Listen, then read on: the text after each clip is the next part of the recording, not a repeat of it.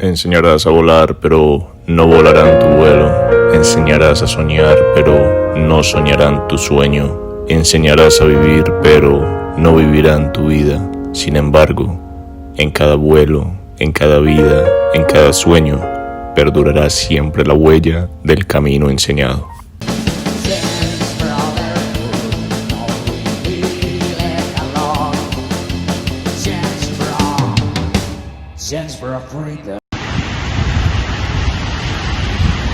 Todos nacemos para abordar un plan,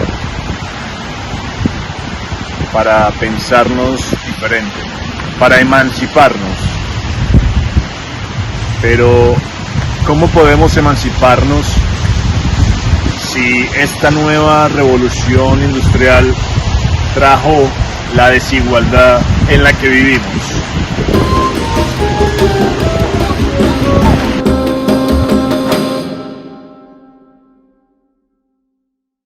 Bueno, ese proceso de aprendizaje ha sido muy complejo y muy diverso. Hay familias que naturalizan este tipo de la violencia, ¿cierto? Haciendo que se queden en sus comunas, se queden en sus barrios y ya una balacera es normal. El que el combo del barrio monopolice y tenga todo tipo de control territorial sea normal, natural. Incluso acudir, legitimizar el combo, el grupo armado del barrio es normal.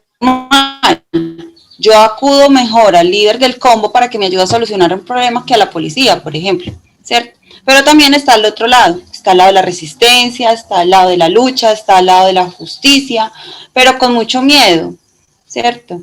¿Por qué miedo? Porque a la gente le da miedo denunciar, a la gente le da miedo hablar, porque no hay garantías de seguridad, porque todavía reconocen que hay un Estado negligente, que hay un Estado que olvida, que aquí una medida de seguridad puede ser, ponte esta gorra, mira este manual y llama al 123 cuando sientas riesgo.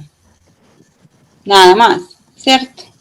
Entonces ese proceso de aprendizaje ha sido pues como un largo camino de enseñar, de educar, de también diferenciar las rutas diferentes que hay para acceder a algunos derechos.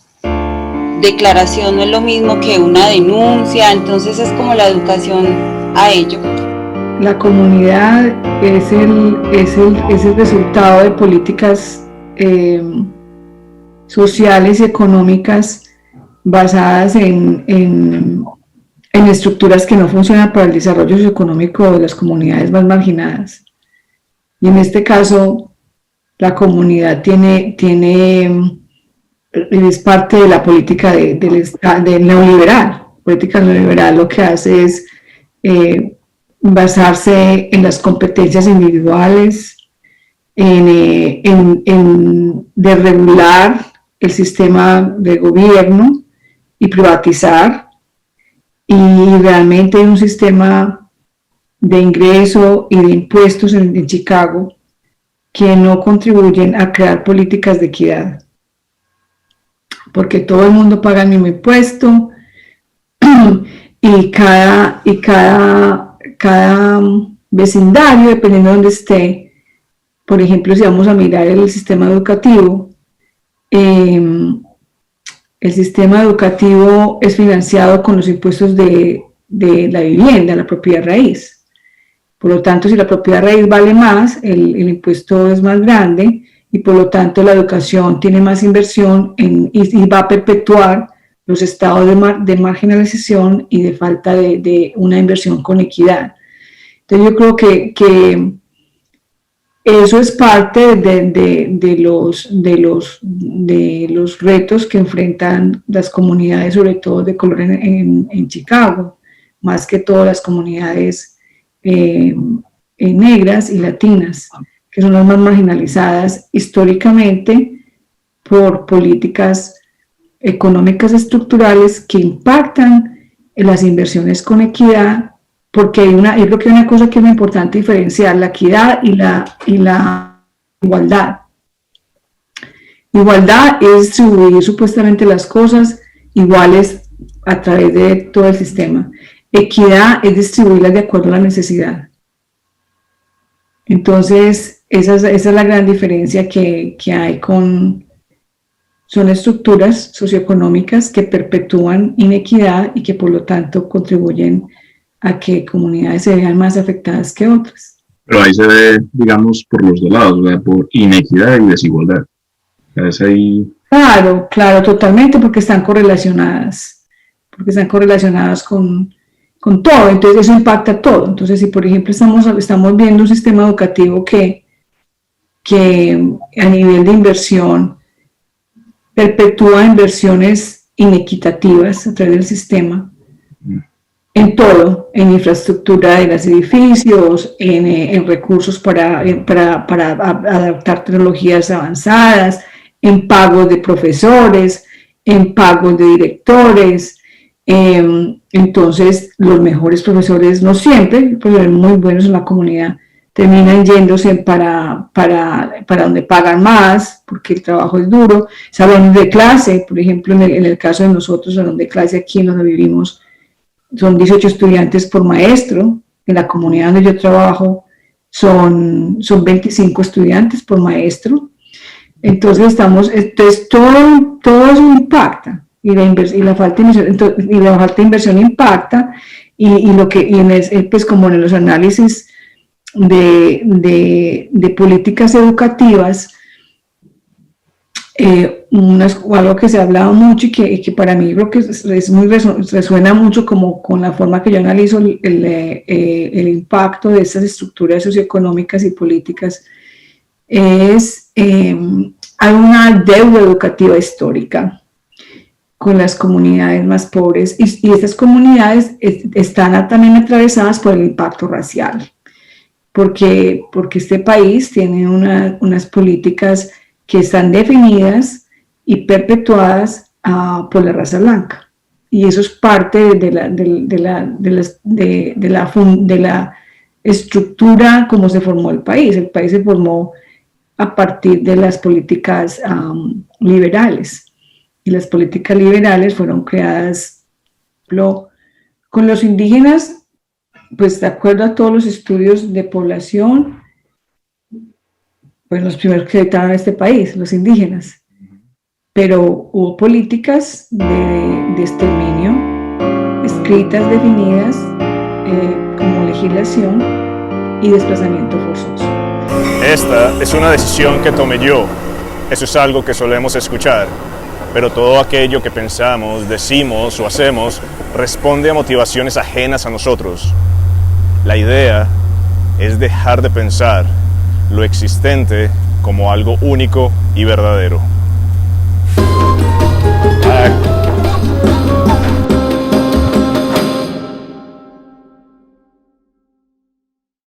La falta de oportunidades aquí donde estamos. En este país hay muy pocas oportunidades. Entonces, para un chico que si bien aquí la educación ya se convirtió, digamos que no es un derecho, sino un negocio, tanto la salud como la educación, porque no es fácil acceder, entonces simplemente al chico le ofrecen facilidades. Entonces te ofrecen una moto, unos tenis, incluso se te meten por el lado familiar, ¿cierto? Mira, si te vienes a trabajar con nosotros, te vamos a garantizar que le vas a dar una buena calidad de vida a tu mamá. Estos pelados ven casi todos por los ojos de la mamá y de la familia. Entonces, si bien le ofrecen eso, pues, ¿qué otras opciones hay? Se van a ganar un mínimo, con un mínimo escasamente van a vivir. Entonces, digamos que eso por un lado, las pocas oportunidades y las grandes ofertas que ofrecen, digamos, estos grupos. Otro, la educación. Entonces aquí la educación, como te mencionaba, no es fácil el acceso, no hay educación de calidad. Si bien se puede acceder a una educación pública, ¿cierto? La calidad no es la mejor. Y bueno, hay otras cosas que ya vienen, la violencia intrafamiliar, ¿cierto? Que también vienen muy marcadas en estas familias. Donde entonces hay violencia, discriminación, exclusión dentro del mismo grupo familiar y de estos pelados o chicas incluso también deciden como ir por otros caminos. El neoliberalismo, políticas económicas y sociales basadas en un sistema neoliberal. Eso impacta todo, porque el neoliberalismo habla de desregular y de privatizar. Entonces el gobierno quita menos responsabilidades de bienestar social y de inversión, se las entrega al sector privado, y cuando el sector privado empieza a funcionar como el único proveedor de políticas de bienestar social y económico, ¿quién es el responsable con las comunidades que tienen problemas de inversión a nivel de equidad? Nadie, porque cuando usted paga impuestos, usted puede reclamarle al gobierno. En este caso, ¿a quién le va a reclamar? De todas maneras, seguimos pagando impuestos. Entonces tenemos eso y la situación racial, que yo creo que Chicago, en el caso de Chicago, es una ciudad muy segregada, demasiado. Históricamente, Chicago, si uno mira la historia de Chicago, es segregada. Y es muy interesante porque, como es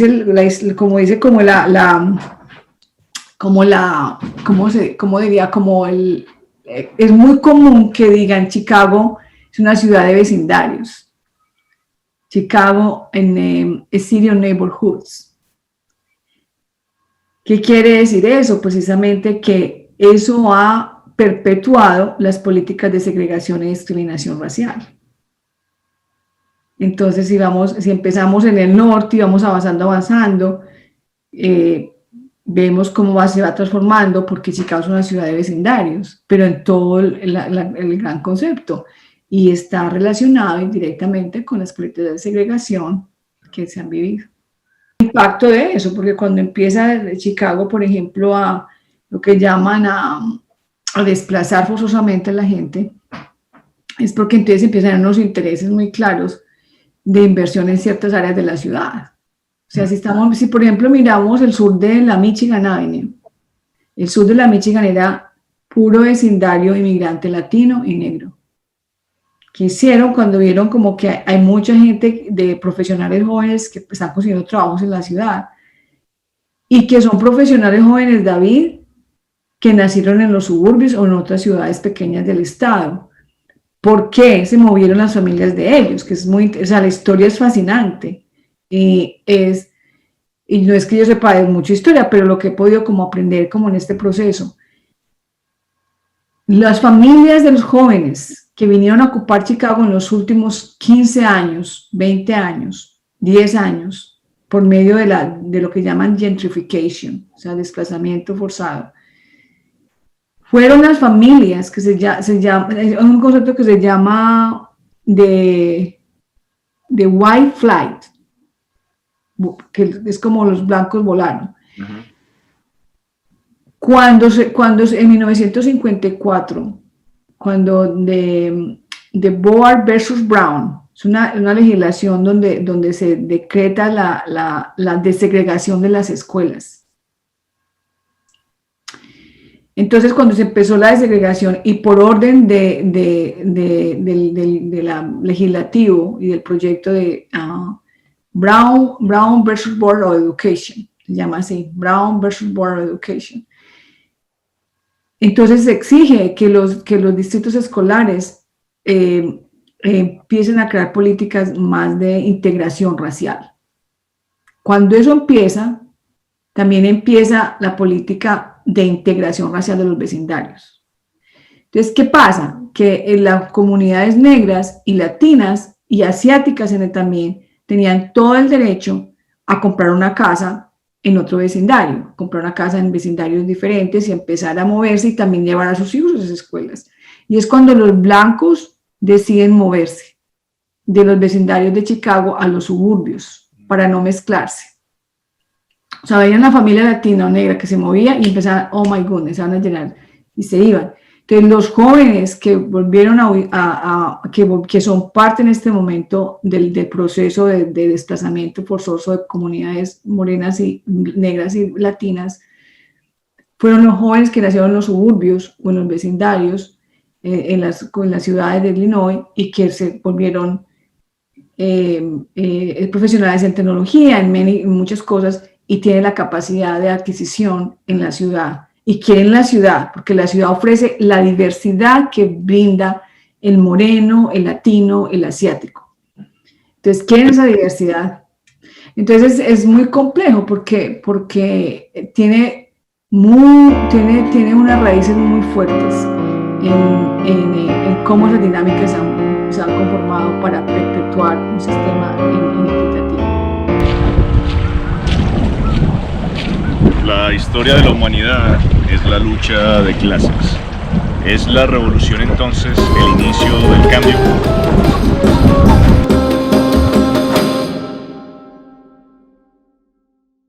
Dentro de las herramientas yo creo que es un empoderamiento a los derechos, porque si bien es un país como con muchas falencias y muchas carencias, hay herramientas como el agotamiento de vida gubernamental, está la reclamación de los derechos, que muchas de las personas no lo saben. Como te mencionaba, no saben qué es una declaración y no saben qué es una denuncia. Si yo declaro como víctima, por ejemplo, ellos creen que eso es una declaración y que me van a seguir persiguiendo. No, una declaración de desplazamiento es para que aparezcas en el registro único de víctimas y te reconozcan como víctima como tal. Y así tienes unos derechos específicos en educación, en vivienda, en salud y bueno, otras medidas pues que son de reparación, que vienen pues como muy amplios. Pero lo confunden muchas veces con una denuncia. Cuando una denuncia se va a fiscalía, con ya temas pues como de, ya ahí sí más riesgosos, ¿cierto? Entonces yo creo que inicialmente el tema del empoderamiento, la apuesta siempre a la educación. Por mí siempre sería una apuesta a la educación. Esta pandemia ha afectado mucho el tema de desescolarización. Entonces los chicos no hay cómo acceder a una educación virtual, por ejemplo. No hay internet, no tienen un computador. Entonces estos pelados, ¿qué está pasando ya? Las abuelas o las mamás que están bajo su cargo ya, como me lo dicen literalmente, no me copia, este pelado no me copia y se mantiene en la calle, ¿cierto? Eso genera ¿qué? Otro riesgo más de que ese niño, niña, adolescente caiga en un grupo, ¿cierto? Que no es. Entonces digamos que por eso siempre la herramienta va a ser la educación, pero siempre va a venir algo. Entonces llegó la pandemia con todas estas cosas que la virtualidad, y muy bueno la virtualidad, claro, pero no hay garantías, porque no en todas partes llega un internet, no todos los niños, niñas, adolescentes tienen un computador o un celular, pues cualquiera, nada. Yo estuve entregando una SIM card, por ejemplo, y esta SIM card, muchos de los hogares me decían, no, yo tengo, esto sí le sirve a esto. Cuando iba a mirar era un celular de esos que tiene linterna, el 11 Nokia. Entonces, pues uno decía, no, fue madre, esto no le sirve absolutamente para nada. O no sabían cómo funcionaba. Entonces es muy complejo el tema de la desescolarización. Herramientas, pues también, digamos que el tema de valores que nunca se debe dejar de lado, el tema de la familia, del amor, de cómo manejar los conflictos, de cómo buscar soluciones en medio del caos. Pues uno siempre trata como de dar muchísimas herramientas, ¿cierto?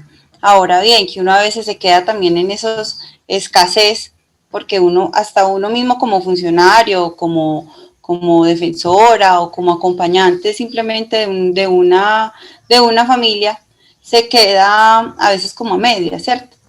Pero uno sigue intentándolo. Es muy precario, mira, por ejemplo, el gobierno ¿qué hace?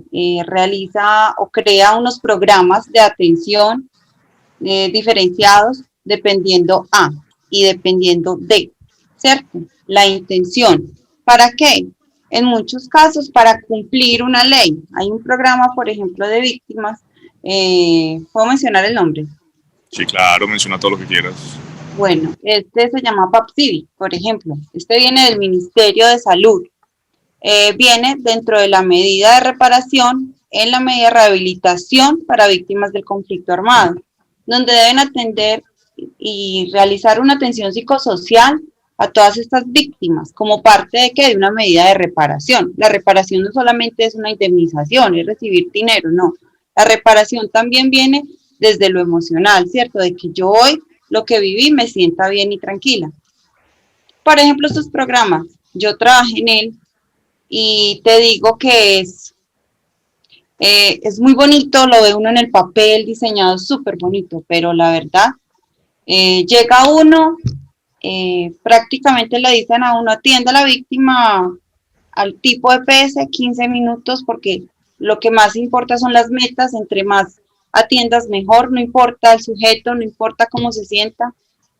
Y ya, son proyectos de 2, 3 meses, donde tenés que atender un montón de gente, paran 6, 7, 8 meses, o incluso más, y vuelven otros 2, 3 meses, no hay continuidad. Entonces, ¿uno qué llega a hacer? Llega, abre una herida que fue hace, porque además no son víctimas recientes, sino víctimas de hace muchos años, y vuelve uno a abrir esas heridas.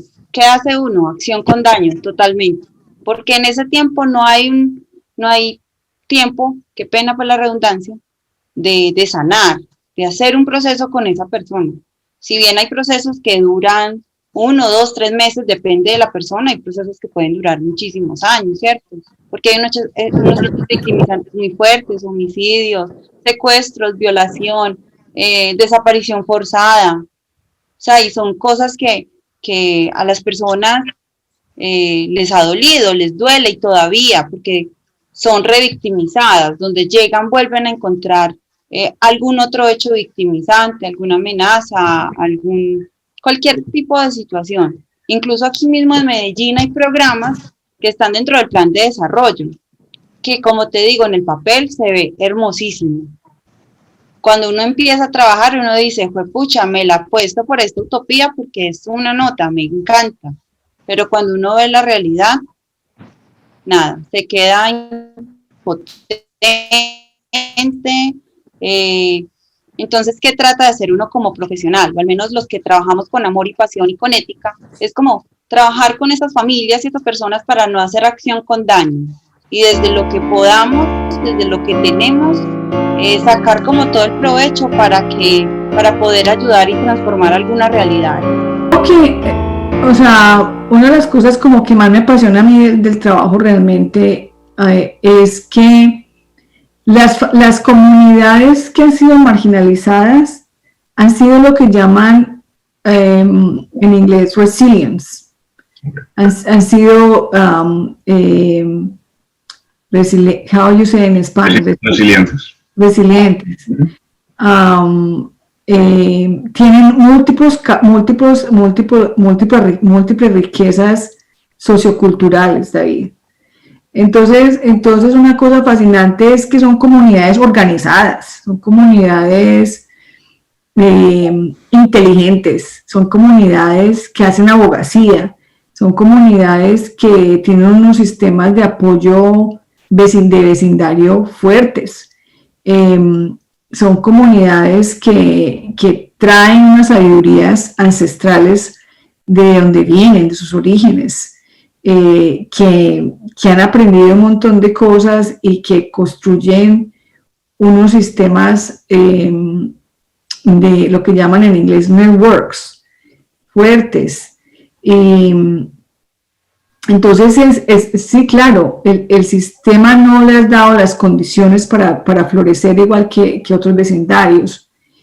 Sin embargo, hay familias que con su esfuerzo y trabajo han podido comprar esta casa enseguida, y hay familias que ya no viven porque consiguieron dinero y se fueron para otras partes. O sea,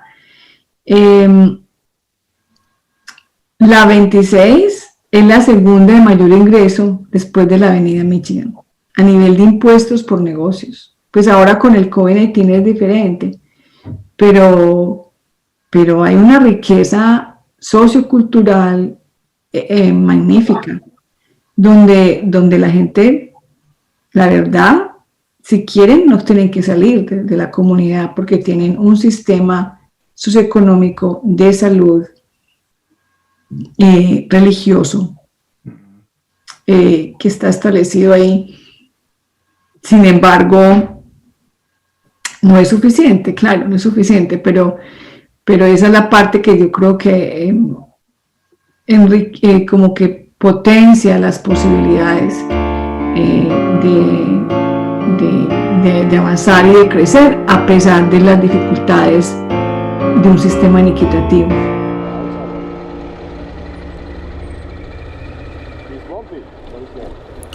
Las decisiones que tomamos son como el lenguaje mismo. Somos más el producto de un dispositivo que nos lleva o nos trae, o que responde a motivaciones que no son propias, y creemos tener el control. En el lenguaje pasa algo similar. No somos quienes hablamos el lenguaje, es el lenguaje quien nos habla.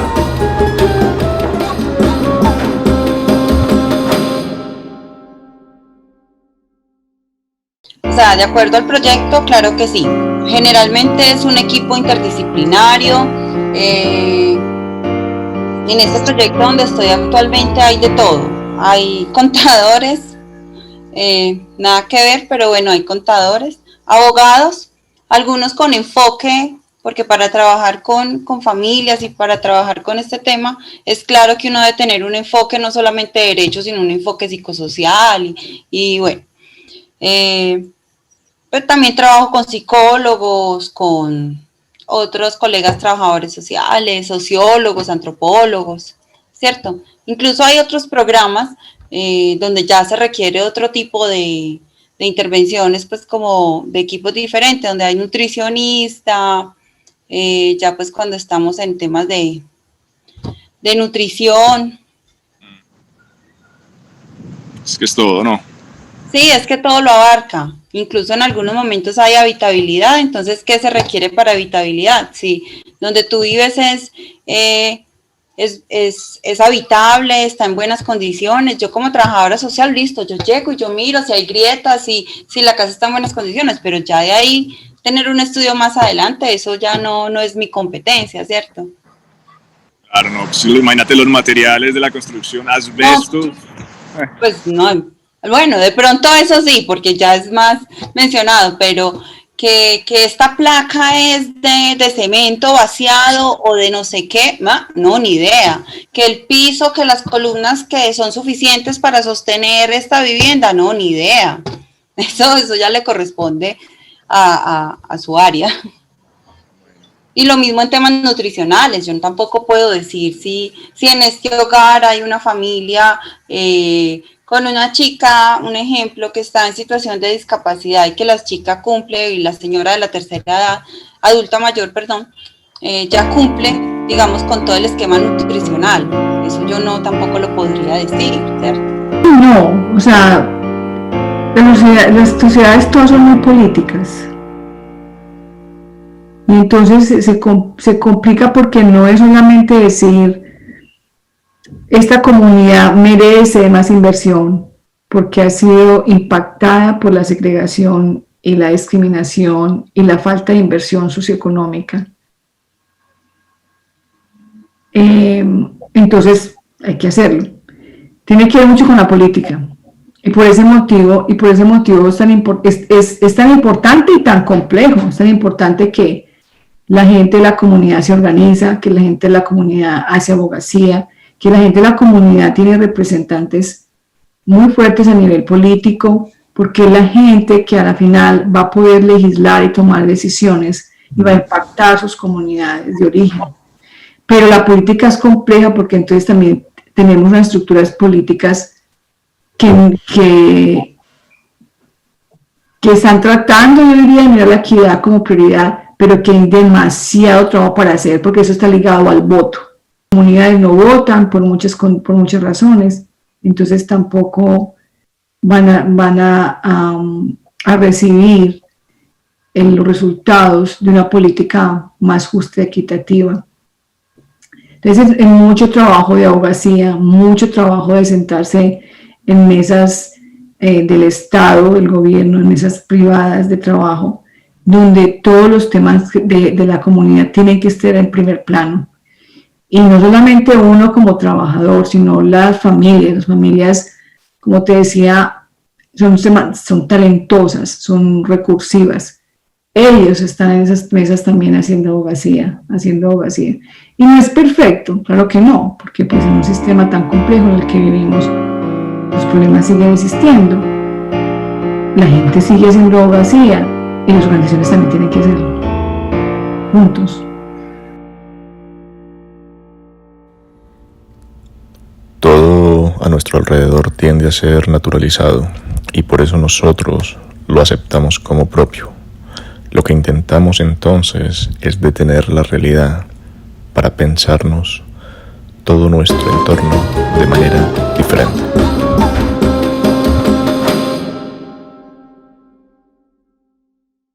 Depende mucho del acompañamiento familiar, depende mucho de la educación, ¿cierto? Aquí hay muchos caminos por escoger, tampoco todo es malo, ¿cierto?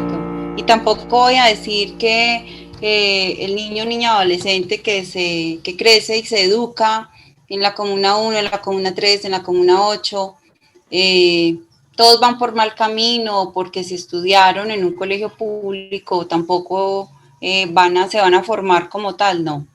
Tampoco se trata de eso. Yo creo que todo depende del acompañamiento familiar, que es donde inicia todo. Y de ahí se forjará como el futuro de estos niños y estas niñas. Si hay un buen acompañamiento familiar, si hay educación, podemos tener unos futuros profesionales, artistas, no sé, no solamente el estudio lo hace, un buen eléctrico o un buen mecánico, ¿cierto?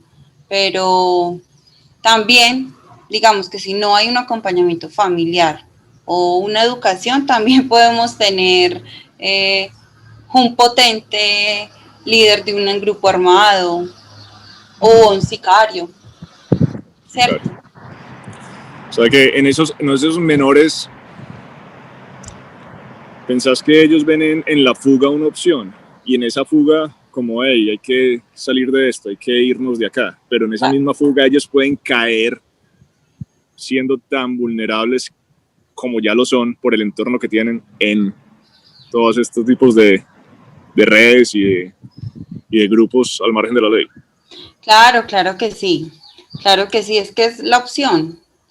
Es la opción, lo que te estaba mencionando al principio. O sea, si aquí no hay buenas opciones, oportunidades, digamos, de inclusión reales para niños, niñas, adolescentes, para jóvenes, para adultos, aquí no vamos a salir de esto, si no hay buenas oportunidades de educación, de lo laboral.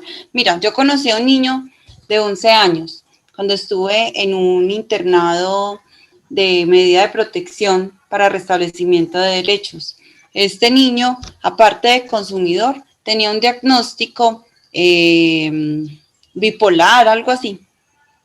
11 años. Me decía, Sosi, usted por ahí no le pasa nada, espera y verá, usted conmigo ya se siente protegida. Bueno, un montón de situaciones que a los 11 años, yo a los 11 años, uno en qué estaba pensando. Y no solamente eso, después al hablar con él, a sus 11 años ya había matado a 3 personas. Uno de ellos fue a su papá, por ejemplo. ¿Por qué? Porque el papá violentaba a su mamá. ¿Viste que nada se desliga? Entonces su papá violentaba a su mamá, en una de esas, además muy trabado, llegó y le dio unas puñaladas, lo mató. Pero también este chico, ¿por qué estaba en la calle? Porque no veía otras opciones, no veía absolutamente, no tenía un núcleo familiar que lo acompañara, pero sí encontró en la calle quien le dijera, venga para acá, pelado, usted tiene muchas potencialidades, porque además estos grupos armados hacen lo que las familias no hacen, resaltan las cualidades, sus potencialidades, es que usted es muy bueno para esto, usted tiene una destreza en eso. Entonces claro, ellos se sienten importantes también, ¿cierto? La seguridad. Y les da mucha seguridad. Entonces claro, me están reconociendo algo, en mi casa no lo hacen, en mi casa al contrario. Entonces aquí para ellos sí soy importante y voy a tener un rol y voy a tener y así. Y este menor nunca, digamos que le hicieron ningún proceso. Sí, claro, él estuvo en la pola, pero se evadió. Se evadió. Y volvió a reincidir entonces bueno. Claro, y nuevamente la policía lo coge y lo lleva pues para un proceso de restablecimiento de derechos. No es de menores, pues no es una cárcel, pero sí es un internado para el tema de restablecimiento de derechos. Y allá estuvo. Ese chico estuvo conmigo por ahí 3 meses. Ya de ahí salí, no supe qué más pasó con él. Pero es uno de los que uno dice, poco futuro tienen en la vida. Estos chicos son pelados que es muy particular que uno a esa edad no tiene miedos, ¿cierto? Uno no tiene miedos y absolutamente cualquier cosa, uno se siente un berraco, uno se siente un valiente, si uno quiere demostrarlo o necesita demostrarlo, pues más lo hace, ¿cierto? Entonces, eso por un lado. Por otro lado, también los usan porque, digamos que en temas judiciales son mínimos y esto ayuda a que el trabajo de estas organizaciones logre ser mejor, ¿cierto? Entonces, si es diferente si porta un arma un menor de edad a un adulto. Lo brillante si se ven las cosas como se deben de hacer. Porque, o sea, lo complejo es lo que decía al principio, es la inequidad en la inversión educativa. Y también con eso viene un círculo, o sea, si hay una inequidad en el sistema educativo, entonces hay una equidad también para las generaciones de los padres de ellos, y por lo tanto, entonces, muchas veces son los trabajadores con bajos ingresos, porque no les pagan lo suficiente, por muchas razones, por falta de nivel educativo, por el lenguaje, porque no dominan los 2 idiomas, por estados de documentación. Entonces, yo creo que el futuro que les espera es brillante, es bueno. Hay que hacer mucho trabajo en la parte de equidad y de calidad en la educación. Es bueno dependiendo del acompañamiento que puedan tener. O sea, es bueno si hay acompañamiento. O sea, si no lo hay, obviamente, pues se les va. Las dos. Yo creo que son como complejidades. Hay estudiantes que no tienen acompañamiento y son la excepción y son brillantes y salen adelante y son doctores y son dueños de firmas de arquitectura en este momento. Y hay otros que van a necesitar más apoyo y que hay que proveerlo, y que es un apoyo que tiene que ser holístico. O sea, es el sistema educativo, es el sistema económico, es el sistema social, que tiene que juntarse para apoyar. ¿Por qué? Porque finalmente sistemas como las ONGs terminan jugando un papel muy grande por los vacíos que ha dejado la falta de inversión del gobierno. Y vos en estas familias también encontrás, digamos, violencia doméstica, problemas de drogas, de alcoholismo. O sea, ¿todo eso se ve también o...? Claro, como en todas otras comunidades. O sea, por ejemplo, yo siempre digo como que en el norte de Chicago, y si vamos a mirar a Winnetka, Wilmette, que son comunidades muy afluentes, interesantemente, uno de los grandes problemas que tiene Winnetka, Wilmette, es el uso de heroína en los jóvenes. Entonces yo creo que también hay una necesidad muy grande como de desmitificar que entonces las comunidades que son de bajos ingresos tienen todos los problemas sociales y de salud que tiene también otra comunidad. Entonces yo creo como que sí, claro, hay problemas del negocio de las drogas, como lo hay aquí globalmente. O sea, cuando yo estaba haciendo la maestría en la Universidad de Illinois, uno de mis últimos trabajos fue analizar los adolescentes a nivel global, y comparé a Chicago con Medellín. Y lo que estaba pasando en Medellín, que era súper aberrante. O sea, en Medellín, entre 2005 y el 2010 mataron muchísimos jóvenes de 16 a 25 años. Estábamos hablando como en una de las estadísticas que yo leí eran como 2.000 jóvenes en menos de 2 años o en un tiempo muy, muy corto, matando la generación de los jóvenes que van a ser los líderes de mañana, la parte productiva, la parte de educación. Aquí hay muertos por los combos de los negocios de las drogas, que es exactamente como en Colombia, exactamente como en cualquier parte del mundo.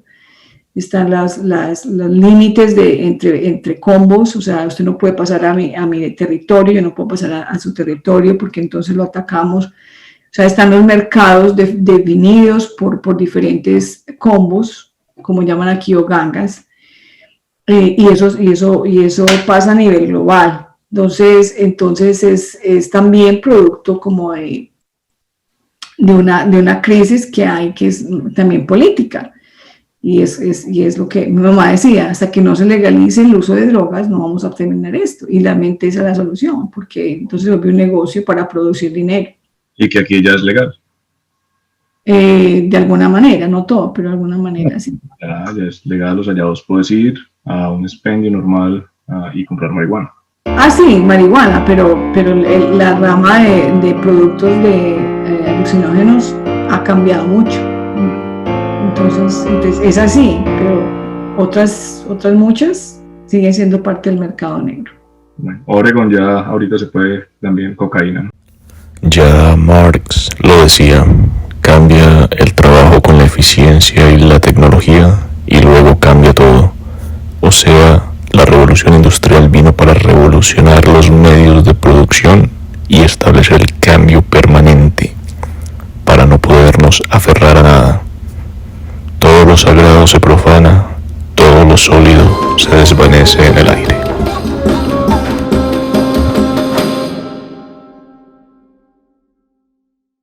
Pero reales, proyectos reales de inclusión, de educación de calidad, oportunidades laborales. Pero yo creo que para empezar todo esto y antes de todo esto, yo creo que, no sé si también es una utopía o qué, pero por eso estamos aquí, por eso nos movemos. Yo creería que es eliminar la corrupción para que se logre hacer y lograr muchas cosas con las familias y con todos estos niños, niñas y adolescentes. Pero para mí, lo básico son propuestas básicas de educación, de inclusión, de coger al niño y venga al colegio, pero con una buena calidad, pero no también venga al colegio, sino venga también su buen refrigerio, porque cuántos niños están con hambre, ¿cierto? Oportunidades laborales, entonces, papá, mamá, no pongan a trabajar al niño, venga, miremos a ver qué oportunidades laborales hay, ¿cierto? Es eso. Y que de pronto pues ya, pero eso es un trabajo muy grande, ¿no? Que el trabajo generacional de todos estos niños que se expusieron a todo esto, ¿no? Pues ya obviamente cuando hayan pasado esta etapa de riesgo que es más alto, puedan, digamos, regresarle algo a estas comunas también, ¿no? O sea, después de un aprendizaje que sea, pues, como dijiste, real, y un acompañamiento que sea real. Claro. Entonces, que no sea la fuga la opción para ellos, sino que sea el retribuirle a estos espacios que son tan marginales algo positivo. Pero pasa. Mira que, por ejemplo, desde el lado que yo te hablaba, desde la resistencia, hay muchos pelados que han salido adelante en este marco del conflicto que los ha tocado tan fuertemente, y ellos han sobresalido a través del arte, a través de la música, de la danza, de un montón de cosas que después cuando retornan o cuando ya están, digamos, en otros procesos de liderazgos o ya como profesionales en alguna ONG o en alguna entidad, incluso cuando regresan es como con ese deseo de reparación y el deseo de no repetición. Entonces llegan a sus comunas nuevamente a trabajar con los niños, con las niñas. Conocí ayer a una persona que le estaba haciendo una entrevista para la Comisión de la Verdad, y esta persona fue víctima de violencia sexual muy fuerte el día de su cumpleaños, y luego, unos años, al año siguiente, nuevamente vuelve, cuando se desplaza por estos hechos, o sea, un montón de cosas, vuelve y nuevamente es víctima del conflicto armado, víctima de violencia sexual, víctima del desplazamiento forzado porque nuevamente le toca desplazarse, además por su orientación sexual, porque es gay, entonces le decían un montón de cosas, que en algún momento me decía, intenté suicidarme, decía, no merezco estar en este mundo por ser gay, estoy ocasionando un montón de cosas. Mira los daños emocionales que genera esto.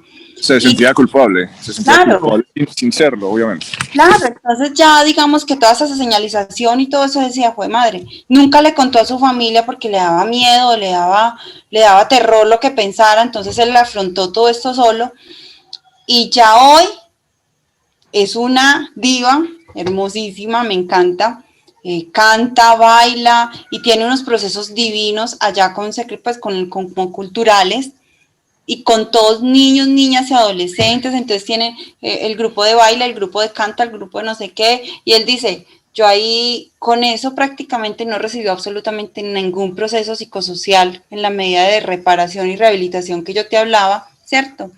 Entonces él me decía, cuando yo canto, yo suelto, cuando yo canto, esa es la forma de resiliencia, ¿cierto? Él mismo solito sanar esas cosas, de ya poder, él me decía, yo contigo, es la tercera persona que ha hablado de los hechos, porque además me generaste confianza y empatía, porque no a cualquiera se lo cuento. Pero ya con esto, cuando uno habla, uno libera, pero para mí lo más liberador es el baile, cantar, porque a mí absolutamente nadie me dijo qué hacer, cómo hacer, absolutamente nada, no sabía nada. Entonces mira que sí pasa, esos procesos pasan. Muchas propuestas ya en curso. O sea, yo creo que la comunidad tiene muchas organizaciones ONG que trabajan en diferentes frentes. Yo diría que la comunidad tiene una gran riqueza de ONGs, pero que volvemos debido a las políticas de inversión sin equidad, pues siempre va a haber mucho por hacer. Entonces, una de las prioridades, por ejemplo, es realmente invertir en una educación con equidad. Y es una cosa que tiene que ver con los diferentes sectores. El sector de político e institucional, como la ciudad, como las políticas de las escuelas públicas de Chicago, y también los diferentes, digamos, socios, organizaciones que trabajan en el sistema educativo y económico. Hay una necesidad grande de seguir fortaleciendo los trabajos colectivos y colaborativos para prever duplicación de recursos, prever duplicación de servicios y realmente alinearlos de una manera efectiva para que la comunidad se beneficie más. Entonces yo creo que hay una necesidad de inversión con equidad para el sistema educativo. Hay una necesidad de continuar con el trabajo colaborativo y lo que llaman en inglés Collective Impact. Hay una necesidad de que la ciudad use, la ciudad y el Estado y el gobierno federal, pero en este caso la ciudad y los políticos y los legisladores y los congresistas, miren las comunidades de color como, si estamos hablando que Chicago es una ciudad de vecindarios, entonces que sea una ciudad de vecindarios con inversión dedicada y focalizada a los vecindarios que más lo necesitan. Claro, es que hay un ejemplo muy claro, vas a una escuela en el sur de Chicago y no les dan herramientas a los estudiantes, no les dan ni un computador, ni un portátil, ¿cierto? Cuando van a entrar a la escuela tienen detector de metales, y vas al contraste completamente opuesto cuando vas a otras áreas o a los suburbios, donde tienen solamente por estar registrado en la escuela pública y no tienen que pagar un peso adicional, ya pueden acceder a un portátil, pueden acceder a un iPad, y obviamente no hay detector de metales porque las condiciones son completamente diferentes. Pero no es que, yo creo que hay una cosa muy interesante en este ejemplo, porque y es muy complejo. las escuelas generalmente un detector de metales. En ninguna parte. No importa que de pronto la violencia esté un poquito más subida en un lugar en otro o que hayan más combos. Lo que necesitan es inversión. Trabajadores sociales, maestros por 18 estudiantes, policías. Vamos a los policías. Es el detector de metales, pero además hay escuelas con oficinas de policía adentro. Entonces, de entrada le están diciendo al joven, usted es un delincuente potencialmente. No se entiende, usted es el líder del futuro, usted es el líder de mañana, usted le vamos a ayudar. Entonces, yo creo que eso es una cosa importante. Lo que vos decías acerca del acceso a tecnología es más obvio ahora que nunca. En una casa de las comunidades más marginalizadas en la ciudad, no hay computador o no hay internet. Entonces, estamos hablando de una población que entonces sigue siendo impactada en este momento muchísimo. O sea, no computador, no internet. Y claro, y volviendo al tema de entonces, ¿qué hay que hacer? Hay que hacer abogacía, ¿no? Por ejemplo, una de las cosas que se hizo mucho antes de la pandemia y todavía es abogacía por acceso a internet gratuito, porque además tenemos todas las condiciones en la ciudad y con los negocios como Comcast, como AT&T, de proveer internet gratuito. Ya suficiente hacen con lo que paga todo el mundo. Y eso fue lo que hicimos, abogacía. ¿Y qué se logró? Se logró un proyecto que la ciudad está pagando que se llama Chicago Connected y está dirigido a las comunidades que están más impactadas por la crisis del COVID-19, que son comunidades de color, y se logró que las escuelas entregaran sus computadores a los estudiantes. Sin embargo, los computadores de las escuelas no todos son buenos. En las computadoras que reciben nuestros niños son refurbished. Hay una cuestión de equidad. Y como hemos dicho nosotros, la internet y los computadores en este momento es un derecho humano básico, como pagar energía, como tener agua potable, como tener comida en la mesa, es un derecho humano básico. Entonces, ahí también es una de las cosas que se están haciendo. O sea, hay muchas cosas que están pasando y las familias son hacen muchísima abogacía, a pesar de la inequidad de los sistemas. Claro, y yo creo que muchas de estas generaciones que venían de antes en estas comunidades notaron eso y por eso en vez de utilizar la fuga como una opción para ellos no hay que irnos de acá, hay que regresar a retornarle a la comunidad una oportunidad por medio de mi conocimiento, por medio de mi experiencia. Y tú tienes varias personas que trabajan al lado tuyo que han hecho, digamos, ese tipo de procesos. Muchos, yo creo que muchos, o sea, es mucha gente la que no solamente retorna, sino que viven ahí, trabajan ahí, hacen abogacía ahí, y otros que han logrado, muchos que han logrado escalar económicamente y que regresan y siguen, o son líderes en otras instituciones y traen dinero, o son líderes en otras instituciones y siguen haciendo abogacía por las causas de la comunidad negra y latina. Hay de todo, hay doctores trabajando en otras ciudades, en otros países, hay estudiantes en Harvard, en Cornell, de muchas cosas.